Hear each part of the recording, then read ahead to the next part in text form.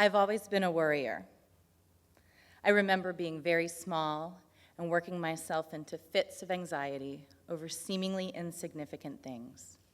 My stuffed animal's feelings, whether or not my socks fit just right. As I grew, worry became a constant presence, a low-grade hum in the background, like a television accidentally left on somewhere in the house. Annoying and unsettling, yes, but part and parcel of the package that was me.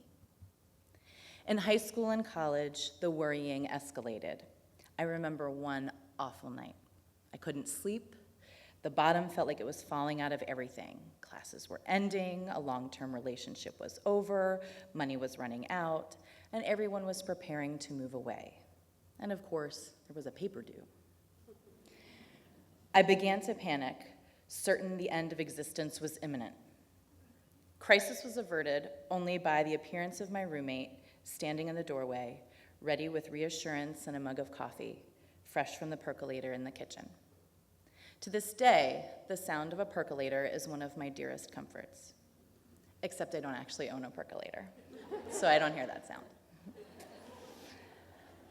I content myself with looking fondly at the ones for sale in Target when I am there on one of the 8 zillion weekly trips I make to buy diapers. Time passed, and the voices of the worry demons grew louder. I found myself running from them, literally.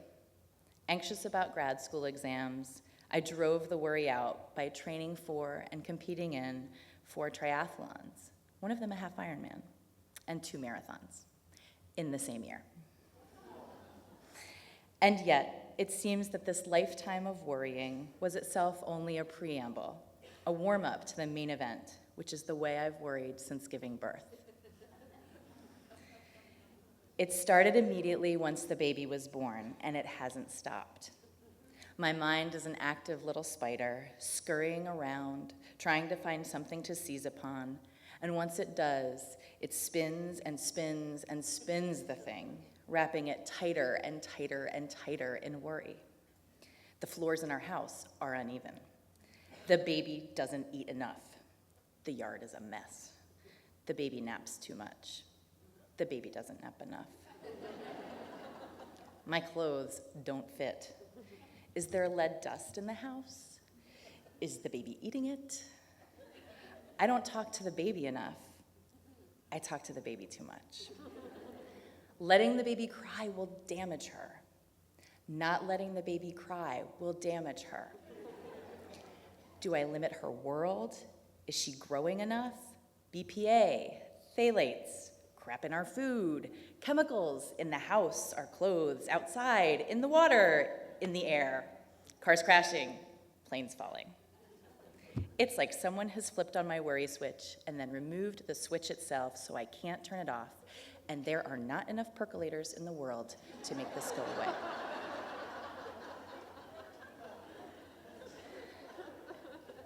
I am learning to manage it and learning to tune some of it out, to relegate it to background noise once again. But I am also increasingly aware of how much of the parenting industry is aimed at reinstilling these worries in me and every other parent out there.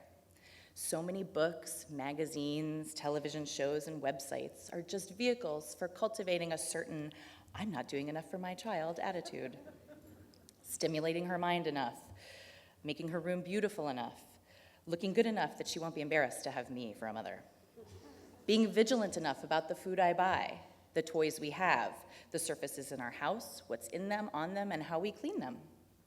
I can't keep up. The last thing that a parent needs to hear is that they are not enough for their child. It is the worst message you could send. And yet, often it is all I hear, and I wonder why.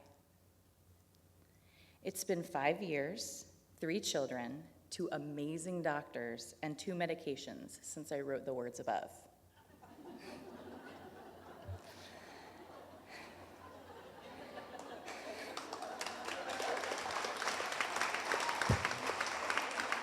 And I'm still alive. Motherhood has been the crucible in which I have been broken down and remade. Fiery, painful, destructive. Not words you find on a Mother's Day card in the aisles of Hallmark.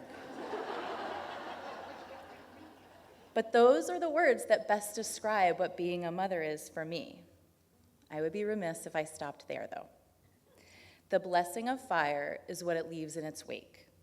New green undergrowth in the burnt-out forest, the infant phoenix rising from the ashes, material stronger and more durable than what was melted down when it met flame. So too have I been born anew with each of my babies, growing, becoming, gaining strength and durability. The fire of motherhood is no longer the harbinger of destruction it once was. It has finally settled to a slow burn, and I'm able to appreciate what it brings to my life: light, heat, safety, and strength. I've begun to release some of the worries that I've carried with me. I've stopped reading parenting books for the most part. I change the channel when bad news comes on. I try and avert my eyes from themed children's party ideas on Pinterest. Slowly, I'm starting to learn that I am enough. Good enough, smart enough, and gosh darn it, my babies like me.